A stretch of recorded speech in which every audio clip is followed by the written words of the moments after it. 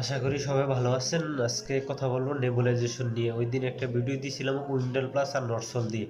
আজকে কথা বলবো স্টোরেট, যে আমরা আরেকটা ওষুধ দিই। বললাম যে উইন্ডাল প্লাস দিই, নরসল দিই আর বডিকট দিই। বডিকটটা আপনার একটা ডোজ আছে, ওই ডোজটা আমি বলে দিতেছি, যেটা আপনি সবসময় দিতে পারবেন, কোনো ক্ষতি হবে না। যেমন আপনি 0 থেকে 6 মাস বয়স যে বাচ্চা, 0 থেকে 6 মাস বয়সের 0 থেকে 6 মাস বয়সের যে বাচ্চা, ওই বাচ্চাকে বডিকট আপনি 0.5 ml দিতে পারবেন।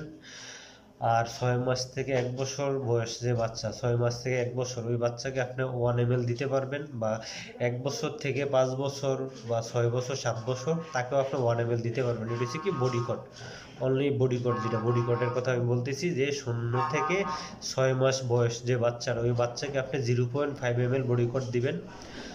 আর 6 মাস থেকে 1 বছর যে বাচ্চাটা, ওইটা আপনার 1 ml দিবেন।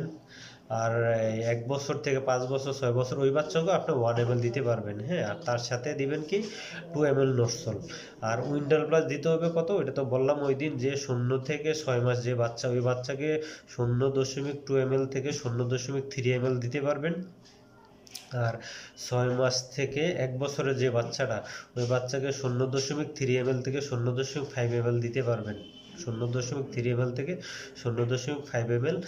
আর আপনার এই 1 বছর থেকে যে 5 বছর যে বাচ্চাটা, ওই বাচ্চাকে আপনি দিতে পারবেন 1 ml। 1 বছর থেকে 5 বছর বাচ্চাটাকে দিতে পারবেন 1 ml। আর তার সাথে নটসল 2 ml, প্রত্যেক ক্ষেত্রে নটসল 2 ml। আবারও বলতেছি যে আপনার বডিকটটা আমরা তিনটা দিয়ে দিই, একটা হচ্ছে বডিকট, একটা হচ্ছে উইন্ডাল প্লাস, আর একটা হচ্ছে নটসল। তো নটসলটা হচ্ছে আপনার সব ক্ষেত্রে 2 ml দিবেন।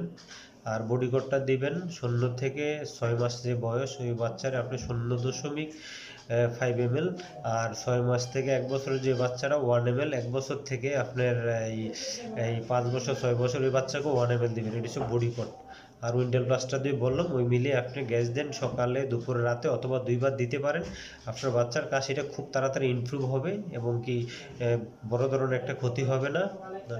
আর আপনার ঠান্ডা অনবরত লাগিয়ে থাকে, ওই ঠান্ডাটাও আশা করি ইমপ্রুভ হয়ে যাবে। নেবুলাইজেশন নিয়ম রয়েছে এরকম, কারণ নেবুলাইজেশন বাচ্চাদের জন্য ভালো। ওষুধ যত কম খাওয়াইতে পারেন, নেবুলাইজার করাইলে আপনার বাচ্চারা অনেকটাই সেফ থাকতে পারবে। আর তারপরেও যদি পরিবর্তন না হয়, ইমপ্রুভ না হয়, তাহলে আপনার একজন চাইল্ড স্পেশালিস্টের সাথে কথা বলবেন।